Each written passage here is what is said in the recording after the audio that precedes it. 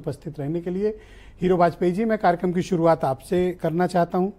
क्या जो संविधान बचाओ का मुद्दा है, क्या आपातकाल के आज के आपके एजेंडा ने कुछ शुरू किया आपको, या वाकई में ये संविधान आपके गले पड़ गया है?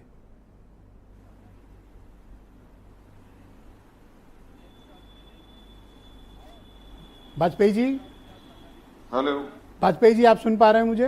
हाँ जी, मुझे जी जी सुन पा रहा हूँ। तो सर, ये संविधान आपके गले पड़ गया सर, इसका कुछ काट खोज पाओगे सर?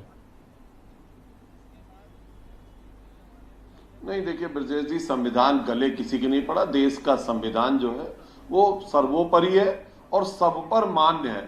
उसके किसी के गले नहीं, सबके दिलो दिमाग जहन में इस देश के एक एक व्यक्ति के लिए संविधान उतना ही आवश्यक है जितना हमारे आपके लिए। तो संविधान कभी गले नहीं पड़ा। संविधान का जो मूल भावना है वो सब पे लागू है, एक समान लागू है, किसी के लिए उसमें कोई भेदभाव नहीं है।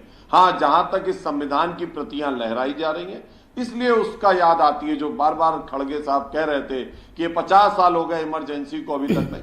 संविधान को खंडित करने का काम, इस देश में आपातकाल लगाने का काम, पूरे देश को जेल खाना बनाने का काम, संविधान की मर्यादाओं को तार तार करने का काम उन्होंने किया। वो कहते हैं अघोषित इमरजेंसी लगी हुई है। मैं कहता हूं अगर ये अघोषित इमरजेंसी होती तो आज शायद इस विषय पर डिबेट नहीं होती, उनको संविधान की प्रतियां लहराने का अवसर नहीं मिलता, खड़गे साहब संसद में नहीं होते। और देखा जाए तो संविधान की मूल आत्मा जो प्रियम्बल है उसको ही बदल डाला गया था, जबकि अम्बेडकर साहब ने कहा था सारे संविधान में अमेंडमेंट हो सकता है, कि इस प्रियम्बल में अमेंडमेंट नहीं होना चाहिए। उसमें भी सोशल और सेकुलर वर्ड जोड़ दिए गए थे। तो ऐसा नहीं है कि कांग्रेस ने कांग्रेस ने इस संविधान से खेल किया और आज प्रतियां लहरा रहे हैं, वो भी एक खेल है। संविधान अपनी जगह है, जैसा है वैसा मजबूत है।